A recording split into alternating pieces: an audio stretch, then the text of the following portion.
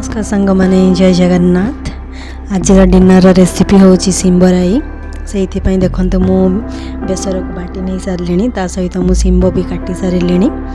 तो एबे मु तेल को गरम करी बेसर को टिके भाजी नौ अधिक टिके भाजिला माने बेसरटा टिके पिता हो से हिसाब से दुई जन हिसाब से मु सिंब काटी देखो कौपरी भाव मुझे तैयारी आपण मैंने कौपरी अच्छा मत कमेंट सेक्शन में निश्चित जनातु। सांग मैंने नुआ वर्ष तो सरीगला एबे किछि दिन पर जनवरी 14 तारीख में मकर संक्रांति आसबार अच्छी।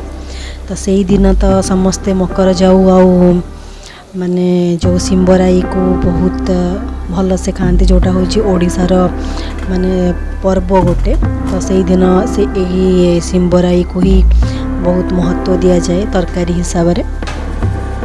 तो मत कहतु कौपरी भाव मोर जो भरी भाव तैयारी करुच्ची आपन को कौपरी लगुच मोर जो तैयारी करिवार जो प्रोसीजर जदि आपन को किसी अलग टाइप रे आपन जानी थे आहरी किसी भल देन मत कमेंट सेक्शन में भी जनइबे।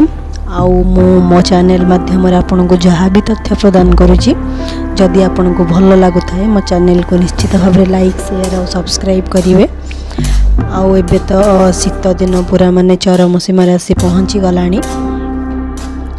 तो से हिसाब रे आपण आड़े कौपरी भाव ठंडा अनुभूत होउची मत निश्चित भाव रे कमेंट रे जनइबे।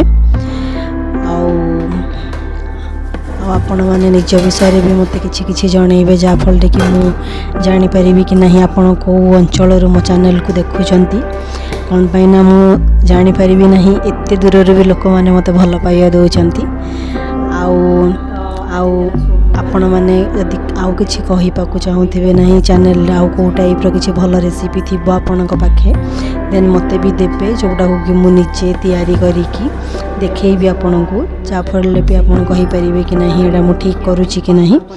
देन रही जय जगन्नाथ। देखा आगामी अध्याय जदि मो चैनल आपन को भल लगुए देन लाइक शेयर और सब्सक्राइब निश्चित करेंगे।